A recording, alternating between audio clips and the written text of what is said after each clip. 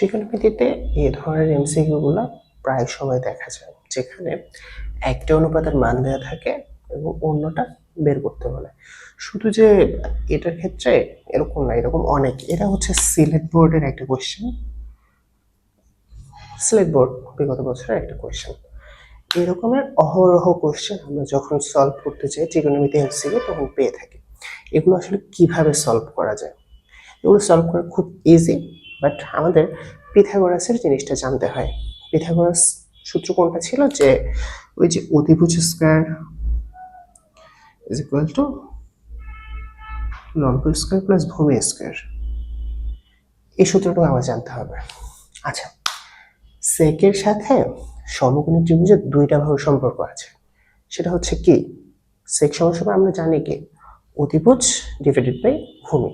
দেখো সেকের যে মানটা দেওয়া আছে সেটা আমরা লিখে নিচ্ছি। এখন পিথাগোরাসের সাহায্যে যেহেতু ভূমি আর অতিভুজ আছে, আমি লম্ব বের করতে পারি। লম্ব কি হবে?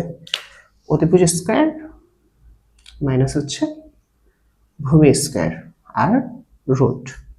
তাহলে এখন যদি আমাকে কটের মান জিজ্ঞাসা করে তাহলে আমি বলতে পারবো কি কট সমান সমান কি? কট সমান সমান হচ্ছে ভূমি বাই লম্ব।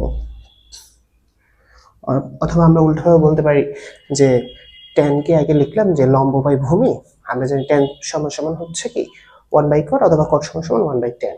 তাহলে tan কে উল্টাই দিল একই জিনিসটা পাওয়া যায়। সো cot থিটার মানটা আমরা পাবো এরকম। Thank you.